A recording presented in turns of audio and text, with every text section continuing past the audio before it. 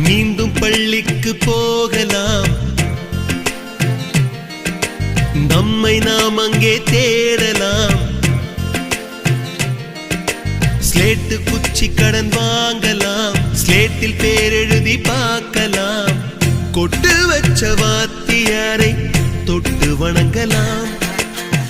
முட்டி போட்டு நின்ன இடத்தை முத்தம் கொடுக்கலாம்.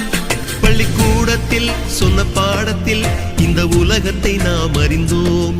அன்னை மடியென நம்மை தாங்கிய இந்த பள்ளியை ஏன் மறந்தோம்?